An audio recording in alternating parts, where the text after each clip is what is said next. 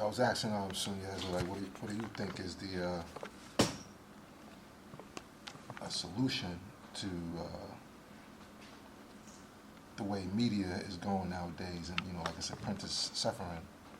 So what's the solution in terms of like, 'cause, well, as a nation, we need media, right? We need, Could I be a jerk?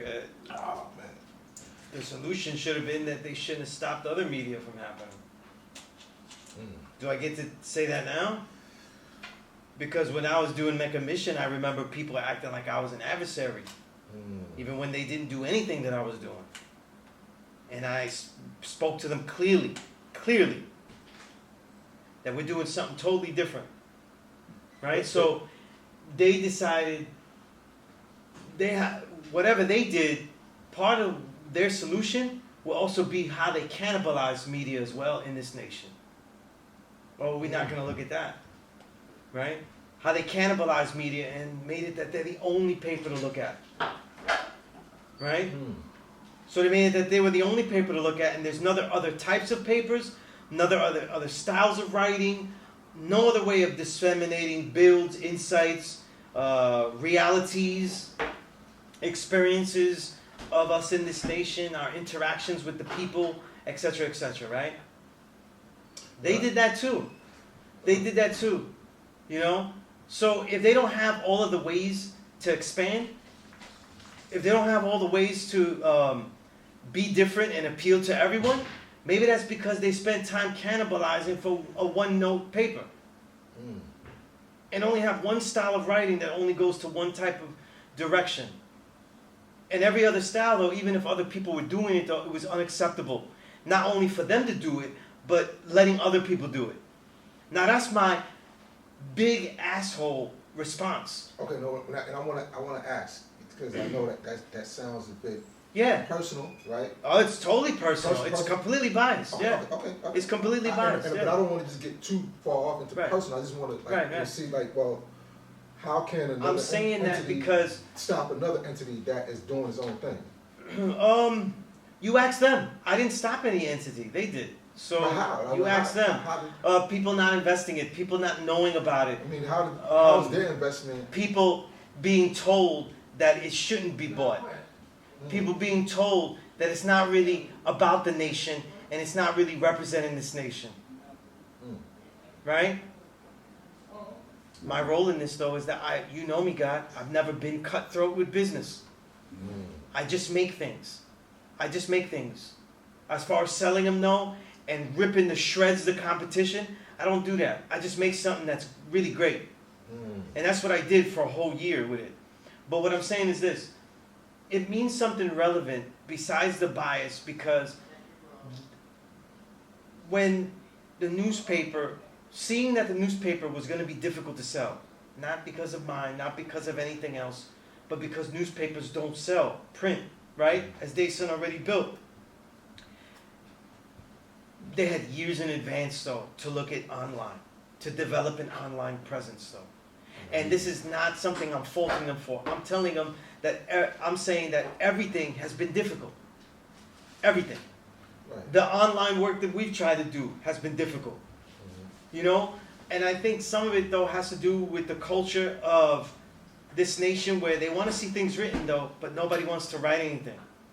They want to see things written, but they still have the same played out concept that plus lessons are no good. And yet when you open the power paper, the best articles are really plus lessons if you really go deep down into it. When they print something from prison, they're not writing about the community and how it was in mess hall today. They're writing a build about something that deals with this knowledge of self on a different level. And I mean not a community level, because they're not writing. They never printed letters that are talking about the community of jail life. Right? Here's how it is with this. I never even read something, and correct me if I'm wrong, Dasun, because you read more of the issues than I have. I never saw a letter, though, where somebody said, here's my experiences, though, with teaching other people here. You very rarely get that. You get builds about this knowledge about the nouns. Those are plus. That's a plus lesson. So we publish a plus lesson, but we tell everybody young though that they shouldn't read them, they shouldn't use them, they shouldn't even think about quoting them, they shouldn't think about respecting them. So it's this two-pronged thing that has been since I was writing this, and this is important because we're writers. You remember I was telling you that in the beginning when we started this class, though, people thought of us, remember, they thought of this as just a writing class, right? Mm-hmm. And that was a way that we were under the radar where people wouldn't bother us. You know why? Because a lot of the elders didn't respect writing. They didn't respect writing. And that's interesting, coming from the place that gets the most hell, Mecca, that gets the most hell for writing things that other boroughs, specifically Medina, disagree with. Right? And yet, even in this place where they should love writing and they should be open to it, they should be people, the way Medina talks about it, there was a printing press in the backyard, you know what I mean? But there wasn't. There wasn't a printing press. It's just the concept of you writing your original understanding about ideas in the math, alphabet, 120 lessons, or anything is shunned upon. Is shunned upon. So, I mean, well. So what I'm saying though, is that when we go into print on the social media, now we're getting the younger person. What's the viability of younger people writing? How do we recruit younger people to write though, when we have such a strict guideline of what they could say, what they'll write, you know? I'm not saying that, I'm not blaming the power paper for this. This is a nation thing. It's a whole nation thing. Yeah. Because we all have problems recruiting writers to write consistently and write their ideas freely. I constantly got, when we did Mecca Mission, I don't know enough. I don't know if what I wrote is good enough. And I'd be like, just send it to me. Send it to me. We'll work on it. Right? But it's different. They don't want to write something that is not right exactly. It's the same thing. I think that's the all across the board with media in general, because I kind of get the same pushback with doing videos. You know what I'm saying? Like, oh, you know, why you doing all this and you putting this our nation on Front Street and all that, you know, so you know, a lot of times we don't agree, you know, but at the end of the day, like as a nation, we do need media. Yeah. Media is essential to nation. Yeah. Nationhood, right? You know, not everything is for everybody, and I'm sure that's what an editor's job is, to decide what content to become that. Like for instance, they talk about, and I was building with one of the older guys about this recently. They talk about the article that the father did and the particular the Otisville interview, and you have to understand that when you're being interviewed, you know that the reporter has a certain agenda, and that reporter has an editor. And even if you actually have a certain part of that interview, it's been, for a term that everyone can understand, mixed, diluted, and tampered with. But that's not what they call it. They call it editing, which is actually, it's in a refinement process. But when you're dealing with media, that time, definitely during that era in the 60s, it was whitewashed. If you weren't in Ebony, Jet, or Essence, and I'm not even sure if Essence existed back at that particular time, but I know Ebony and Jet was. Everything was going through a prism. So when a person is being interviewed by that machine, you're gonna have a certain mindset. You're guarded. You're gonna preserve the best part for yourself. And then once that information is taken, it's going to be edited. It's going to be processed and filtered according to whatever the agenda and the editorial mission is of that particular publication. And I'm sure that the devil's job wasn't to be a PR representative for the gods. Right. So we have to keep that in mind when we're looking even at those particular things, that it was from the prism of the white media establishment or the mainstream media establishment. And Allah, being wise, knew that. He knew who he was sitting with, and he knew how he would play that particular game, if you will. And even with him being all wise in that situation, once it was taken by whatever reporter correspondence, it's still, they had to go back to the editor and say, this is what he said, and then they had to edit and put what they put into an article. I might interview someone for an hour and 15 minutes. Recently, I've been doing a martial arts magazine. I might interview someone for an hour and 15 minutes. And out of that whole hour and 15 minutes, imagine how much talking you can do in an hour and 15 minutes. I might only use 10 minutes at the most of that particular interview. And you select it according to the narrative that you want to, sort of like you have infinite amount of variations of color. But when you go to paint your picture, you're only going to use, you might only use 3. Right. You might prominently have red, black, and white with a smidgen of yellow, and that's it. But you have an infinite variation. The same thing happens when you're going to put together a verbal picture.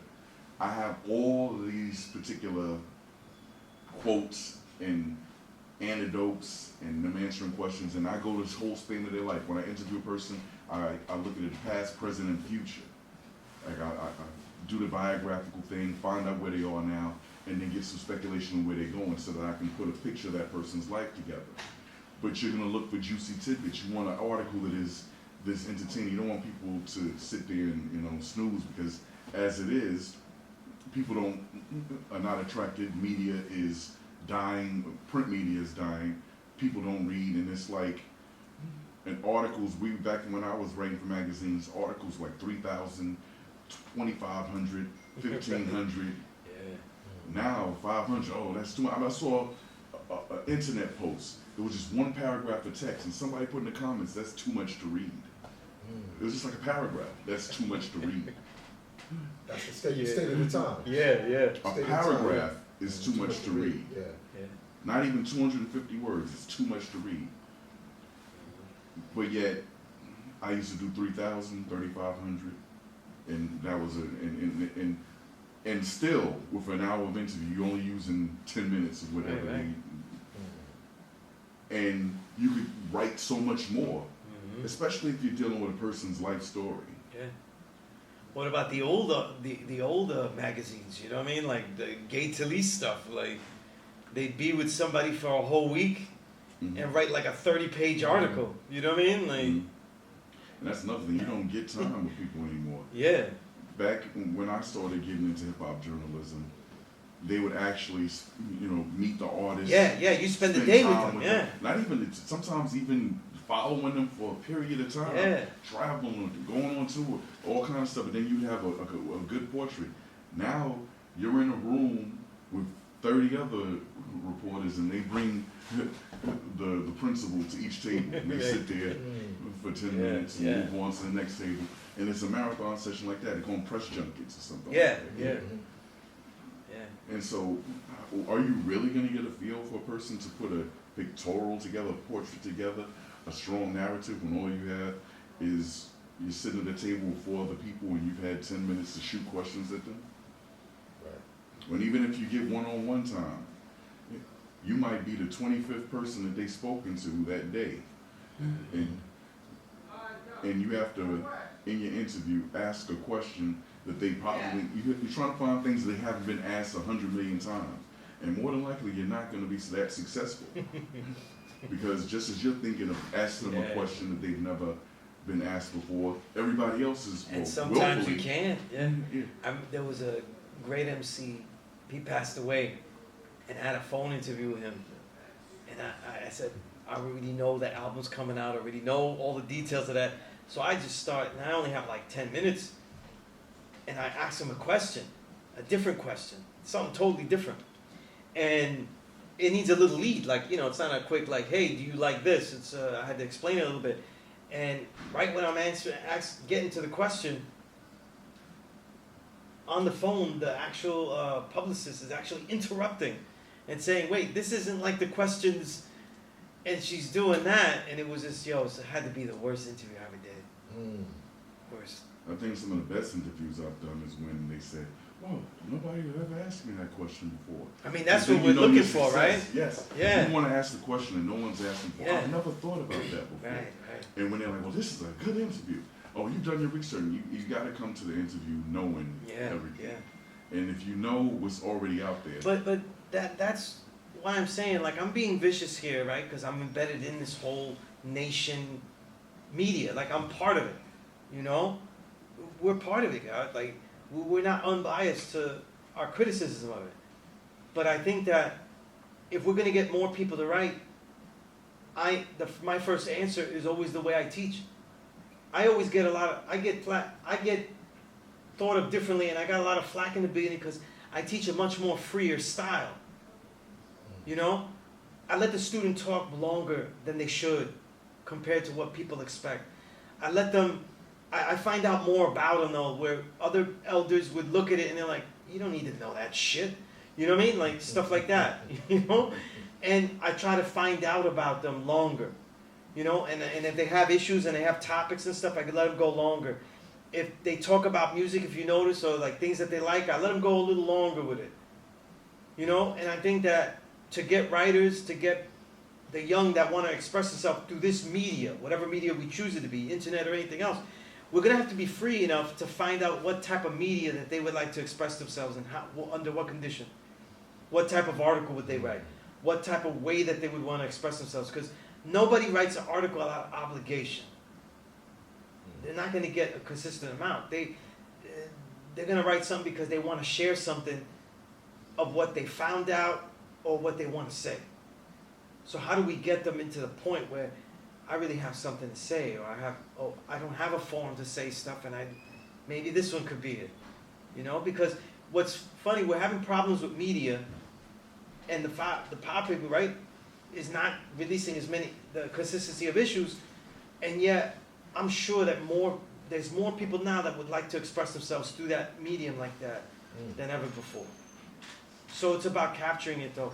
And I don't know what the total answer is, but one of them is going to be let the young be young, you know, like, and if we're editors, right, then we have to be guide ships to funnel that in a good way. Say, hey, this is good, but you know, this part right here is not really, it's good, but it's not right and exact at all. Like, you know, like your build here just went awry, but it has good stuff.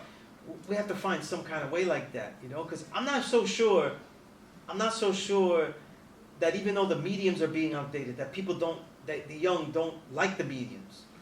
Right. You know? You just got to expose them a certain way to the medium. Exactly. You know, I don't think that they don't like it though, you know? And they don't know how to reach the good stuff. Yeah. Now, because it's so Because overwhelmed with a lot of other stuff. A book, a magazine and stuff, they're more rare now, but they end up being, with some young, they're more of a big deal too. Right. It's like, wow, you actually were able to, you have a book, you have right, it's a big deal, you know what I'm saying? Right? Almost like an art piece. Yeah. INFMEGA did this.